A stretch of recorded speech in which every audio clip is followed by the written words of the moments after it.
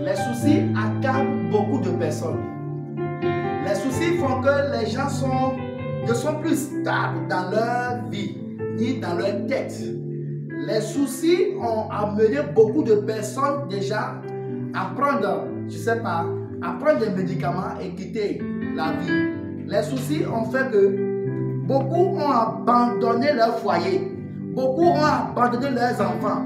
Beaucoup ont abandonné, bien aimé, ce qui est plus cher à leurs yeux.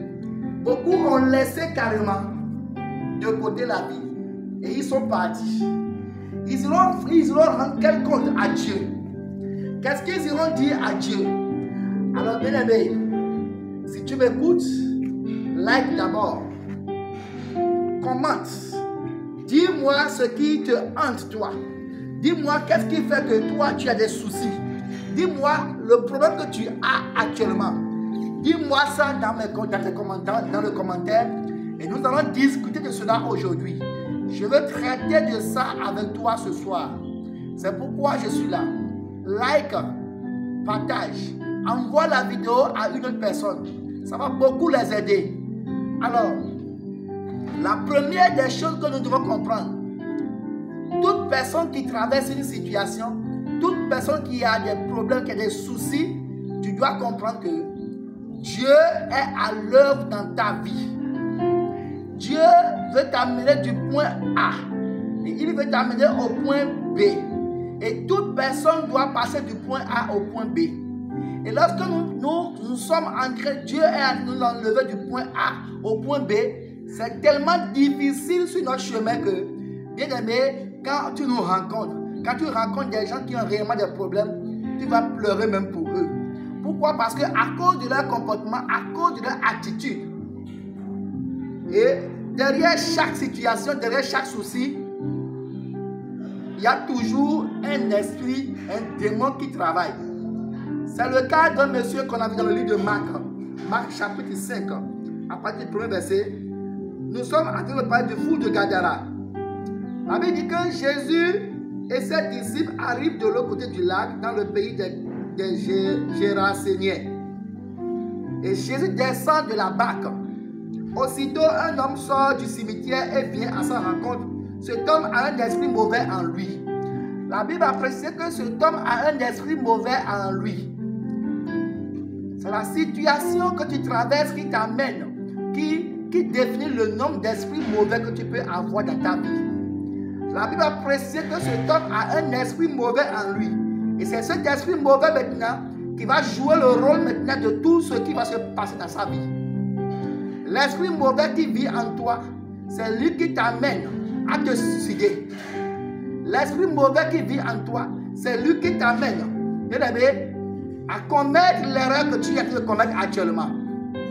L'objectif de Dieu, c'est de t'amener du point A au point B. Parce que là où tu te trouves, bien aimé, ce n'est pas confortable pour Dieu. Et Dieu veut réparer quelque chose dans ta vie. C'est pourquoi il va permettre des situations venir dans ta vie. Mais nous mettons en tête, il y a tellement de soucis que les esprits commencent par nous projeter, par mettre des choses dans notre vie. C'est le cas de ce monsieur. La Bible dit que il vit, un homme sort du cimetière et vient à sa rencontre. L'esprit mauvais qui vit dans ce monsieur l'a amené dans le cimetière. Est-ce que c'était l'objectif de Dieu? Si vous vérifiez, vous allez voir que ce monsieur, c'est un monsieur que Dieu veut utiliser. C'est un monsieur qui a une vie glorieuse. Et comme il ne s'est pas abandonné à Dieu, comme il ne sait pas comment Dieu fonctionne, et comme ceux qui l'entourent aussi ne croient pas en Dieu, ne connaissent pas comment Dieu fonctionne, on l'a laissé à son sort. Jusque pour les esprits, on commence pas à mettre des choses dans sa vie. C'est ce qui s'est passé avec lui. La Bible dit qu'il est sorti du cimetière. L'esprit l'a conduit à la cimetière. Et de là-bas, il habite parmi les tombes et personne ne peut plus le tenir attaché. La Bible dit que personne ne peut plus le tenir attaché. Pourquoi? Parce qu'il habite au milieu des tombes désormais. Désormais, là où ce monsieur vit, c'est au milieu des tombes. Les problèmes nous accablent jusqu'au point où on se pose la question de savoir est-ce que Dieu existe. La résistance dans les problèmes, La résistance dans les situations, c'est la capacité que tu as de résister dans les situations qui va permettre, va définir maintenant quel homme tu seras demain. Je connais un monsieur dans la Bible qu'on appelle David. David ne savait pas que Dieu était en train de le former.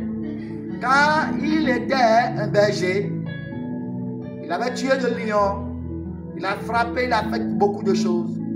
Sans savoir qu'un jour, quelqu'un va se moquer de son Dieu et il va finir avec lui. David ne savait même pas là où Dieu l'a mené. David n'avait pas ça dans la tête. Il était là simplement. Il ne savait même pas qu'après ça, après le levage de ses brebis, de ses moutons, d'accord, il sera un roi un jour. David n'a jamais pensé à ça. Mais David était quelqu'un qui ne laissait pas passer. David était prêt à tuer un lion, à arracher de sa bouche ce qu'il a pris chez lui. David était prêt à risquer sa vie pour sauver. Si tu n'es pas de tel genre d'homme, si tu es celui-là, à tout bout de champ, tu fléchis genoux, à tout bout de champ, c'est toi qui pleures. Si tu es quelqu'un qui pleure chaque fois qu'il y a des situations qui viennent vers toi, si tu es quelqu'un qui te plaint tout le temps, vraiment, vraiment, vraiment, et tu es toujours dans les vraiment, bien aimé, tu ne pourras pas marcher avec Dieu. Dieu, c'est quelqu'un qui forme. Il forme des soldats. Actuellement, toi qui m'écoutes ce soir, actuellement, tu es en train de traverser une situation. Est-ce que tu sais que cette situation, Dieu est en train de t'entraîner? La capacité que tu as maintenant de résister et de traiter maintenant cette situation que tu as, c'est cette capacité que Dieu va utiliser pour pouvoir te bénir. La Bible dit que ce monsieur de ce fou de Gadarien, personne ne pourra plus le tenir. Pourquoi? Parce que la situation est allée de telle manière qu'il est devenu fou et les esprits habitent en lui. Et ses parents n'avaient pas connu Christ. Et il n'y a personne pour le réconforter. C'est de la même manière où des situations viennent dans notre vie et il n'y a personne pour nous réconforter. Quoi qu'en soit ce qu'on nous dit, c'est comme si on est en train de nous mentir ou bien de verser de l'eau sur le dos du canard. Ça ne nous donne rien. Ça ne marche pas. Pourquoi? Parce que nous sommes déjà accablés par cette situation. Nous sommes déjà submergés par cette situation. Cette situation doit nous tuer. Nous sommes prêts pour que la situation nous tue. Alors qu'aucune situation ne doit pas nous tuer. Ça veut dire que même avec une chaîne, en effet, on a souvent attaché ses mains et ses pieds avec des chaînes. Il y a des situations qui viennent dans notre vie. On nous a tellement réconfortés que il n'y a plus de réconfort, il n'y a plus de mots pour nous réconforter. C'est exactement le cas de ce monsieur. On a souvent attaché ses mains et ses pieds avec des chaînes. Mais il les a toutes cassées et personne n'a la force de le faire tenir tranquille. Personne n'a plus la force de le faire tenir tranquille. Quelle est la situation qui peut venir jusqu'à toi? Et cette situation va casser les chaînes. Quel est le démon qui va faire ce travail? Parce que derrière chaque situation, il y a un esprit. Derrière chaque situation, tu vas entendre, tu vas voir. Un démon travaille. Et lorsque en tant que chrétien, tu te laisses accabler, tu te laisses submerger, tu laisses les esprits maintenant prendre le dessus de toi, c'est en ce moment-là que tu deviens insupportable. Ça veut dire que tout le temps, le jour et la nuit, il vit parmi les tombes et sur les collines. Il pousse des cris et se blesse avec des pierres. Alléluia. Ça veut dire qu'il pousse des cris et il se blesse avec des pierres. Toute personne qui est accablée, submergée par une situation, ce qu'il fait, il ne pourra pas se contrôler. Nous nous mettons dans la tête tellement que cette situation n'a plus de solution que nous-mêmes là, les problèmes, c'est-à-dire la mort ou bien la paralysie ou bien la maladie ou bien l'emprisonnement nous vient facilement. Pourquoi? Parce qu'on croit déjà à ce qu'il n'y a pas de porte de sortie.